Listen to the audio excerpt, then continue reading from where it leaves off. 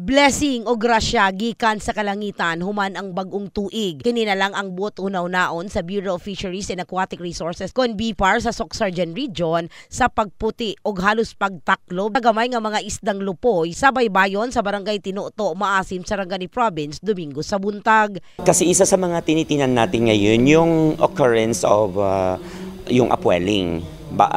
Ang upwelling isang phenomenon ito sa karagatan kung saan ang tendency ng mga isda ay pupuntahan yung area sa baybaying dagat kung saan maraming available food para sa kanila.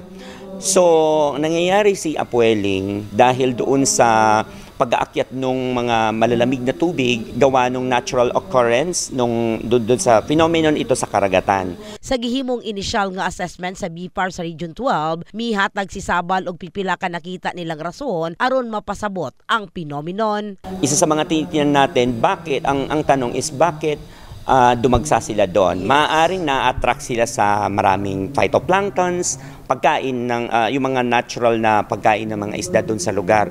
Pero matutukoy natin yun kung ma-describe natin, kung matingnan natin kung gaano ba kadami ang available na pagkain para sa kanila doon. And then titingnan din kung ano bang temperature din doon. Kasi maaaring naghahanap yung mga isdang iyon ng temperature na best for their need, no? For example, kung nakakaramdam sila ng mainit, baka kailangan nilang o mas nagugustuhan nila yung malamig na lugar. So yun yung gusto nating tukuyin and siguro ways forward na kailangan namin gawin. Tingnan yung kung ano yung mga iba pang parameters dun sa area na yon. Posible usab nga naibog ang mga isda sa kahaya gikan sa mga beaches sa lugar, samtang siguro sa opisyal nga ang moong phenomenon ang normal lang ug walay angayang ikabalaka. In the heart of changing lives. Kini sa Brigada Richal Gubalani sa Brigada News Gensan. Brigada News!